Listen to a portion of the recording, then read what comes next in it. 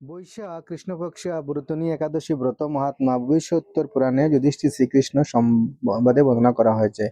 যুধিষ্ঠির মহারাজ শ্রীকৃষ্ণকে বললেন, হে বাসুদেব, আপনাকে প্রণাম। বৈশাখ মাসের কৃষ্ণপক্ষের একাদশী কি নামে প্রসিদ্ধ এবং তার মহিমা বা কি তা কৃপা করে আমাকে বলুন। শ্রীকৃষ্ণ বললেন, হে রাজন, ইহলোক ও পরলোকে বৈশাখ মাসে কৃষ্ণপক্ষী একাদশী ব্রতনী নামে বিখ্যাত। এই ব্রত পালনে সর্বদা সুখ লাভ হয় এবং পাপ ও সৌভাগ্য প্রাপ্তি ঘটে। দুর্ভাগা স্ত্রীলোকে ব্রত পালনে সৌভাগ্য লাভ করে তাকে ভক্তি ও মুক্তি প্রদানকারী ব্রত সর্ব পাপ হরণ ও গর্ভবার যন্ত্রণা বিনাশ করে। এই ব্রত প্রভাবে মান্ধাতা, দুন্দুমার আদি রাজারা দিব্যধাম লাভ করেছেন। এমনকি মহাদেব শিবও এই ব্রত পালন করেছিলেন। 10,000 বৎসর তপস্যার ফল কেবলমাত্র এক বৈতরণী ব্রত পালনে লাভ হয়। যে শ্রদ্ধাবান ব্যক্তি এই ব্রত পালন করেন তিনি ইহলোক ও পরলোক সমস্ত প্রকার বাঞ্ছিত ফল লাভ করেন।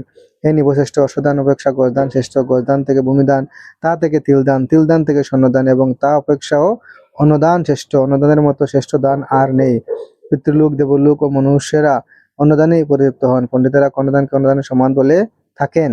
স্বয়ং ভগবান গৌদানকে অন্নদানের সমান বলেছেন। আবার এই সমস্ত প্রকার দান থেকেও বিদ্যাদান শ্রেষ্ঠ, কিন্তু এই ব্রতনী ব্রত পালনের সেই বিদ্যাদানের সমান ফল লাভ হয়ে থাকে। পাপমতী যেসব মানুষ কন্যার উপার্জিত অর্থে জীবন ধারণ করে পুণ্য হয়, তাদের নরযাতনা ভোগ করতে হয়। তাই কখনো কন্যার উপার্জিত অর্থ গ্রহণ করা উচিত নয়। যে ব্যক্তি বিভিন্ন স্বর্ণালঙ্কার সহ কন্যাদান করেন তার পুণ্যের হিসাব স্বয়ং চিত্রগুপ্ত করতে অসমর্থ হন, কিন্তু ব্রতনী ব্রত পালনকারী কন্যাদান থেকেও বেশি ফল লাভ করে। ব্রতকারী ব্যক্তি দশমীর দিনে কাঁসার পাত্রে ভোজন, মাংস, মসুর, ছোলা, শাক, মধু, অন্ন প্রদত্ত অন্ন গ্রহণ, 2 বার আহার, মৈথুন্য পরিত্যাগ করবে।